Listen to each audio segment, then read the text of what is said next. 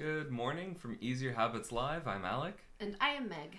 And we have been on an 8-month journey to get you a repeatable client acquisition model. Yep. And recently that's been focused on a 5-day challenge. Mm-hmm. But something that we don't talk a lot about is the emotional side or the mental game of being an entrepreneur, because that's a huge amount of being able to persevere and keep taking next steps after something doesn't work out, etc. Yeah, for sure. And sorry, I've got a bit of a sore throat, so if my voice sounds weird today, that's why. It's one of those things that you have to, I think, really want it. Otherwise, sometimes it's not worth it unless that's the type of person you are naturally, because there's a lot of not just perseverance that goes into it, but a lot of ambiguity. And unless you have a really high tolerance for ambiguity, not knowing, is this going to work? Is that going to work? Is this going to pay off? I don't know, but still being able to put in the effort. I think that's one of the hardest things about being an entrepreneur, at least for me. Well, I think we're also kind of both in a space where there is something in particular we like to do that people respond well to, but we don't see that as one of the established jobs. Yeah. Right? And so there's a certain sense, if someone could pay me a regular salary where I didn't have to market, where I could just focus on, coaching tech clients and help them develop not only the code for applications, but actually the right application for the situation, which is not what they have engineers do, then that would be an awesome job. It would be amazing, but very few people offer those types of jobs. Right. Well, they actively discount any product feedback, although a lot of groups say that they want product feedback. Right. A lot of people will actively discount that, and so. I've been a part of a few small startups, for instance, where I was able to be, to help to develop that, which was great. But a lot of people really don't like, for example, actually working in an MVP environment. Yeah. And so that really, anyway. So if there was a place where I could help people achieve that, then that would be great, right? And there's a certain extent to which I'd love to have somebody else do the marketing, or someone else do that part. And so I get the sense that that's a certain amount of where you're at too. Oh, for sure. The marketing, I'm not shy about this. I hate marketing. But, also I've looked for jobs and nothing really hits that exact spot of what I like to do, what I can do, and how I can help people. Most people, and I think a lot of it is just because people either don't think big enough or they don't they want to go with what's always been done. And so if you want to do something new, sometimes you have to strike out on your own. And that's hard, and it takes a lot of, that effort to get the inertia going. But then it also has the potential to be amazing. And so, I think that's... in your case, right, there's plenty of people who teach English grammar. And there are consultants in English who will help you with marketing and business stuff. But there really isn't a group of people who are teaching English in a way to coach people to their English business goals. Yeah. Yes, very much so. And so it's about finding the ways then to show people that's valuable, that it's not, and that's one thing that's hard, is about disrupting the ways of thinking, right? Because one of the reasons why people go for the English grammar and things like that is because that's how they've been taught in the past, so they assume that's the way to do it. And being able to show people that's not actually the way to do it, or that is one way, but there are many others that may be more effective for you. Well, I think when you enter entrepreneurship with this mindset, the challenge that you face is you have done this long enough to see that a traditional technique doesn't work, and that this process is better. However, you haven't, inherently as a new entrepreneur, you haven't been running that process at scale so that you can show people the different results. Yeah. And people don't process like better technique for the most part, better process. Like there's a few rare individuals who will like light up and get it, but like for the, in terms of like marketing oneself, right? It's hard because you know this process works better. You've done it several times. And you can give some results or show some results here or there, but like, developing the language that works for other people of like better results. Yeah. That is one of the big hurdles. Yeah. Yeah. Well, and, to bring it back to the emotional side of it, right. is, how are you going to overcome that hurdle? And there's only so much, willpower and grit and everything that'll bring it there. And that's when, honestly, like having another person, right, to support and to help you kind of get the perspective that you need to see like, okay, yes, this is there. And there are ways that people have overcome it in the past.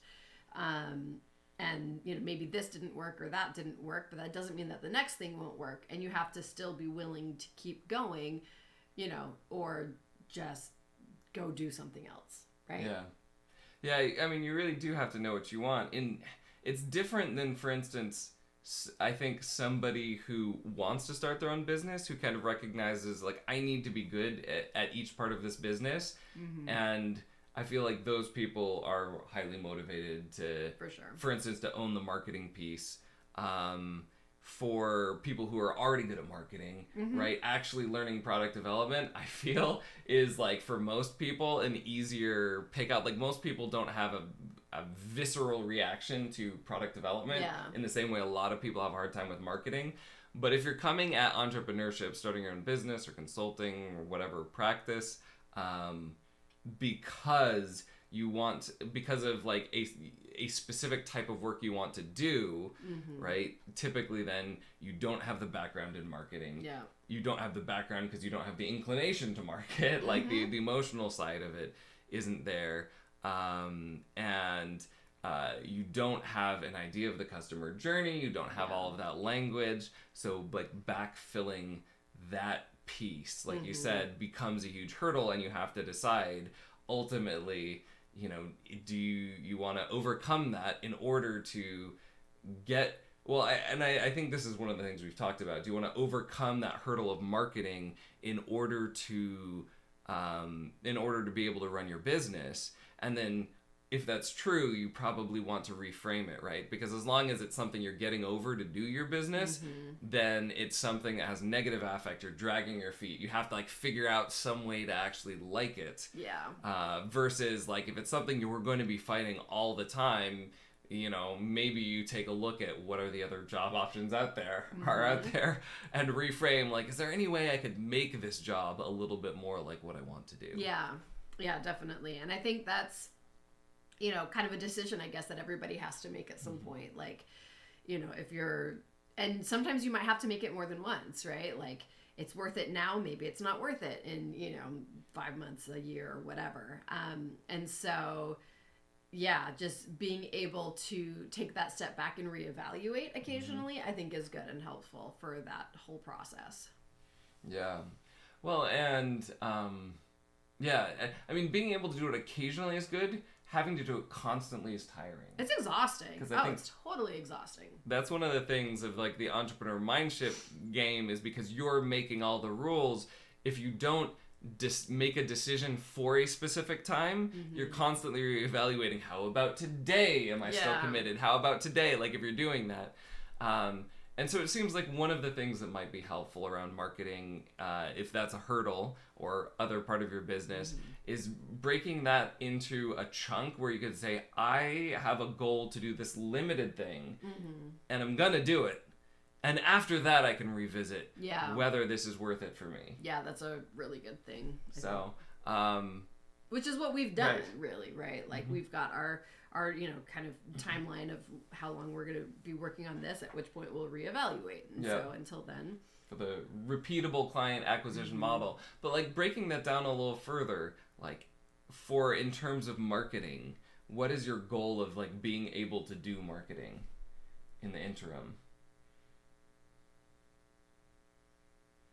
I think part of it is doing the steps that other people do to market, right? So it's the outreach, it's the, running stuff like the 5-day challenge, and then seeing which of those things are getting me more interest, more clients, or whatever.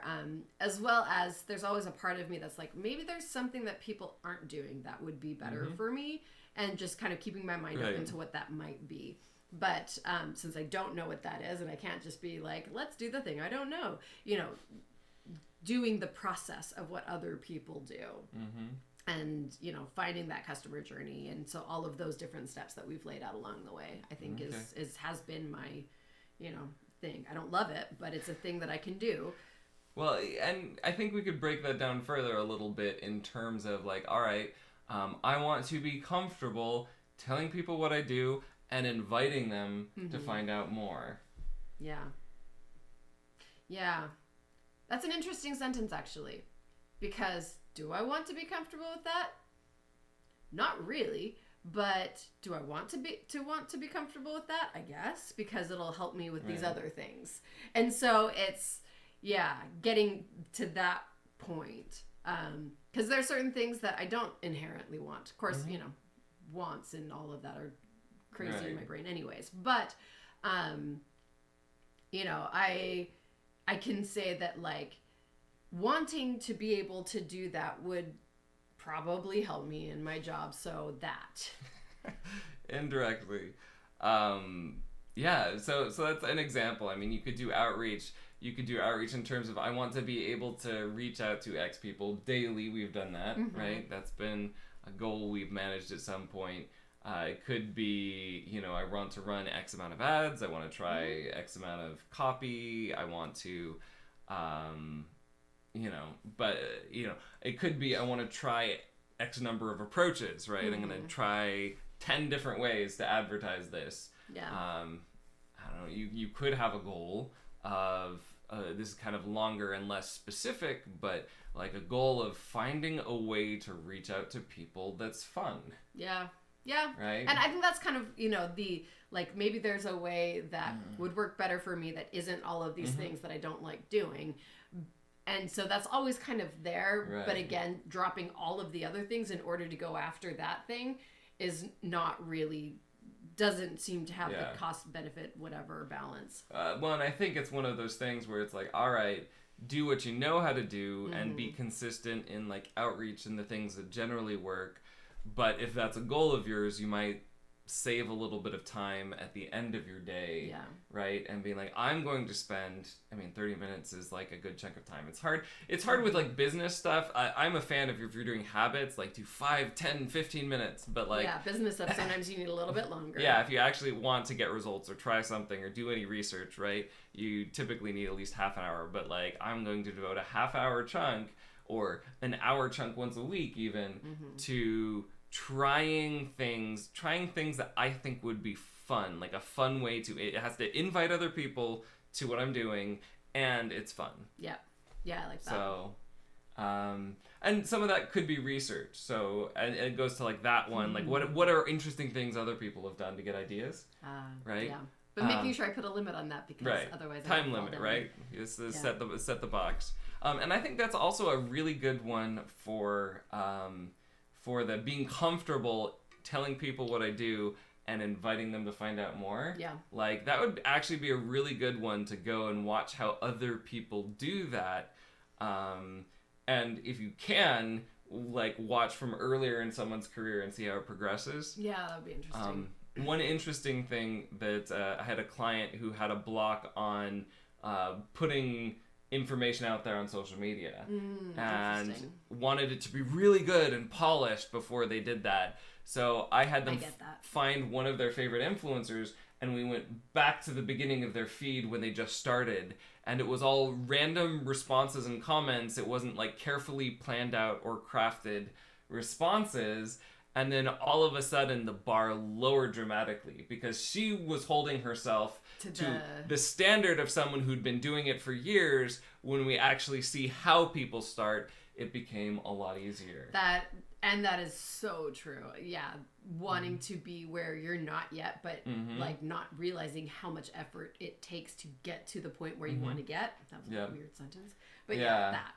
So, and maybe that's something with marketing again. If there's a marketing block, and that's something maybe we should talk about another time, is just like, why is there so much resistance for you? Because like, I feel that it's difficult, and I feel like there's a lot to learn, but I don't dislike it to the same extent, I would say, like I get from you. I hate being sold to. It's the biggest thing, and so why would I ever do that to somebody else? I hate it. So, and I'm not... You want to dive into that now? No. I don't have enough voice to do that today. Yeah, I figured. But I mean, that is something to dive into, because it's like, well, but some people have sold me things that I like. If it weren't for ads or weren't for other things, I wouldn't have found out about the thing that I like. And like, obviously it's great if you can get word of mouth, but